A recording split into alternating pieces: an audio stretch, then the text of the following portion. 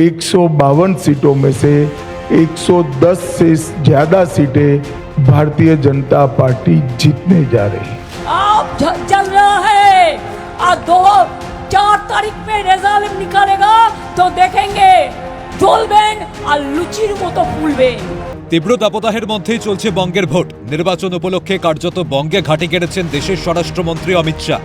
বৃহস্পতিবার রাজ্যে প্রথম দফা নির্বাচনের দিন দলের ওয়ার রুম থেকে ভোট মেশিনারি সামলেছেন খোদ শাহ, যা দলীয় নেতৃত্বের কাছে বাড়তি প্রাপ্তি বলেও মনে করছেন অনেকে।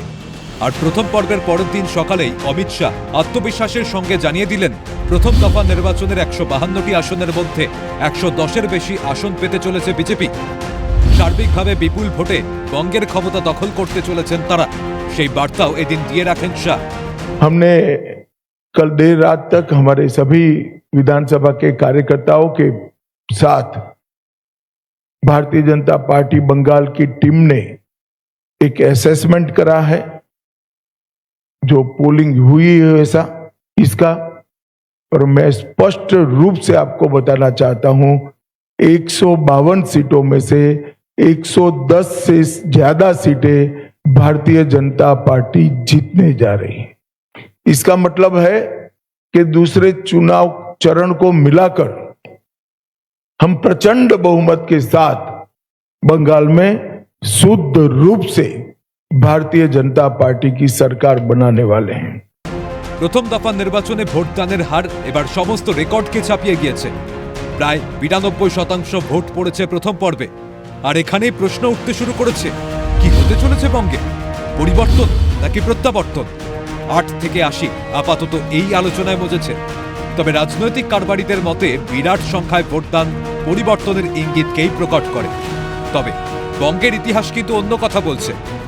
2016 কিংবা 2021 প্রায় 80%-এর বেশি ভোট পড়েছিল বঙ্গে। বিপুল সংখ্যাগরিষ্ঠতা নিয়ে ক্ষমতায় আসে তৃণমূল। তবে এইবার কি সেই ট্রেন্ড বজায় থাকবে? রাজনৈতিক মহলে ইতিউতি নানা চর্চা শুরু হয়েছে।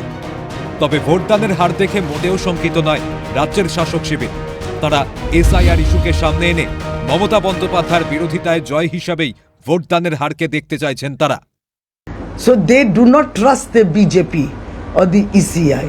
That is also another one. And third, of course, Trinamool Congress feels that this is definitely a protest against the undemocratic deletion of valid voters.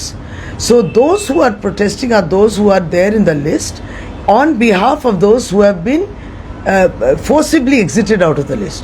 So it is a protest against such an undemocratic exercise, a democratic exercise which took place. So all these three factors together that we are looking at. Mamata Bandyopadhyay পরিষ্কার করে জানিয়ে দিয়েছেন, BJP আগে যা পেয়েছিল এবার তার অর্ধেকও পাবে না। আত্মপ্রত্যয়ী তৃণমূল সুপ্রিমো। আমাদের যা মাইনাস জায়গাগুলো ছিল কালকে আমরা এগিয়ে গেছি, বিজেপি অনেক সিটে হারবে। এবারে মনে রাখবেন, যা সিট ছিল তার অর্ধেকও পাবে না। সুপ্রিমোর পাশে দাঁড়িয়ে অমিত শাহকে নিশানা করেছেন তৃণমূলের রাজ্য সাধারণ সম্পাদক কুণাল ঘোষ। তিনি বলেন, অমিত শাহ ফ্লপ জ্যোতিষী, তৃণমূল প্রথম দফায় 125-এর বেশি আসন পাবে। অমিত শাহ হচ্ছেন একজন ফ্লপ জ্যোতিষী। অমিত শাহ বুঝে গেছেন বিজেপির কোমর ভেঙে গেছে। গতকাল যে 152টি আসনে প্রথম পর্যায়ে ভোট হয়েছে, তাতে তৃণমূল কংগ্রেস 125 থেকে 133টি 35টি আসন পাবে। 125 সর্বোচ্চ 135, 125 থেকে 135টির মতো আসন তৃণমূল কংগ্রেস পেতে চলেছে। প্রথম দফায় নির্বাচনের আসন নিয়ে এখন চর্চায় ঘাসফুল থেকে গেরুয়া শিবির। পাটিগণিতের হিসেবে চলছে চুলচেরা বিশ্লেষণ। তবে শেষ হাসি কে হাসবে, উত্তর মিলবে চৌঠা মে। ক্যালকাটা নিউজ।